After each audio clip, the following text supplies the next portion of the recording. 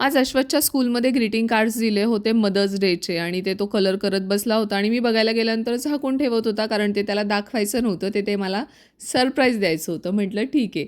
आणि आज आम्ही सगळ्या इथल्या ज्या आम्ही फ्रेंड्स आहोत त्यांनी भेटून डिनरला जायचा प्लॅन केला होता. तर त्यासाठीच आम्ही निघालो होतो. आता प्रत्येक स्त्रीचं माहिती आहे ना, की कशात ना कशात, कुठल्या ना कुठल्या जबाबदाऱ्यांमध्ये अडकलेली आहे.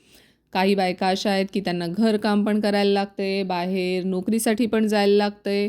तर बऱ्याच बायका अशा आहेत की त्या घरकामातच गुंतलेल्या आहेत, त्याच्यातून काही सुटका नाही. असं प्रत्येक स्त्रीची कुठली ना कुठली एक जबाबदारी आणि त्याच्यामध्ये ती अडकलेली आहे. तर मग यातून थोडासा वेगळा विरंगुळा म्हणून आम्ही सगळ्यांनी भेटायचा प्लॅन केला होता आणि आम्ही इथल्या रेस्टॉरंटमध्ये पोहोचलो.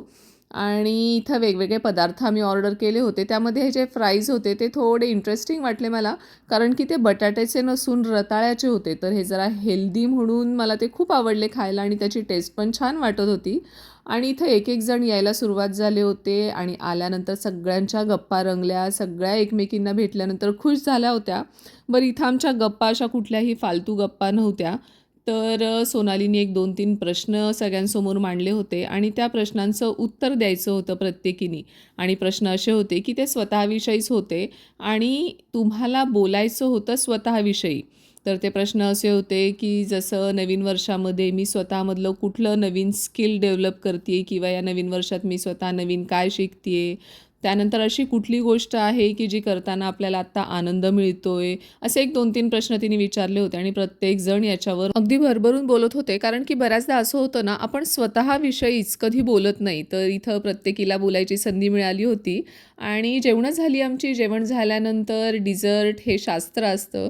त्यानुसार इथं डिझर्ट मागवलं होतं आणि सगळ्यात जास्त डिझर्टवर ताव मीच मारला.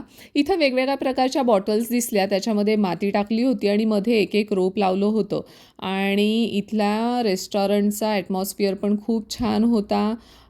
हा असा काही त्याचा व्ह्यू होता आणि एका साईडला लाईव्ह सिंगिंग पण चालू होतं. त्यामुळं आणखीनच असं छान असं वाटत होतं तिथं. एकंदरीतच आज आमचं झालेलं डिनर, आज आमची जी काही गप्पांची मैफिल रंगली होती, हे सगळं खूप वेगळं होतं आणि खूप आनंददायी होतं. तर कसा वाटला तुम्हाला व्हिडिओ हे मला कमेंटमध्ये कळवा. व्हिडिओ आवडला असेल तर लाईक करा. चॅनलला अजून सबस्क्राईब केलं नसेल तर सबस्क्राईब करा. स्वतःची काळजी घ्या. बाय.